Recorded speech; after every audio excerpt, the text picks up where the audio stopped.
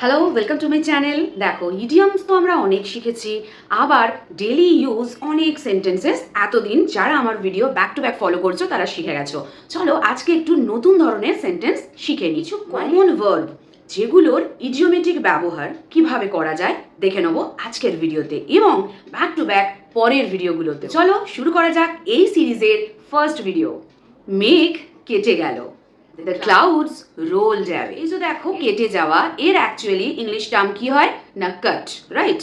এটাকে যখন আমরা এইভাবে বলতে চাইবো, অনেক সময় ডেলি লাইফে এরকম ইংলিশ তো আমাদের বলতেই হয়, কি তাই তো? মেঘ কেটে গেল, এটাকে আমরা কিভাবে বলছি না দ্য ক্লাউডস রোলড অ্যাওয়ে। এই যে রোলড অ্যাওয়ে আমি ইউজ করলাম, এটার মানেই কিন্তু বোঝালো কেটে গেল। নেক্সট ওয়ান, তার প্রায় সব চুলগুলোই উঠে গেছে। এটা তো এখন কমন ইস্যু, রাইট?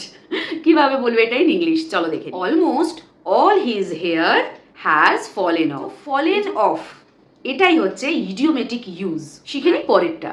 এক পেয়ালা চা খাও, just have a cup of tea. আমি আছি একরকম, বা আমি একরকম আছি। I am so. বইটা টেবিলের উপর রাখো, put the book on the table. পারো তো আমাকে ধরো, catch me if you can. বদ অভ্যাস ছাড়ো, গিভ আপ ব্যাড হ্যাবিটস। সময় চলে যায়, টাইম ফ্লিটস। সত্য কথা বলো, স্পিক দ্য ট্রুথ। তাকে আর লজ্জা দিও না, don't put him to more shame. আজকের সেন্টেন্সগুলো কেমন লাগলো অবশ্যই কমেন্ট বক্সে জানিও, আর পরের সিরিজের জন্য just wait for a day. Thanks for watching, bye by.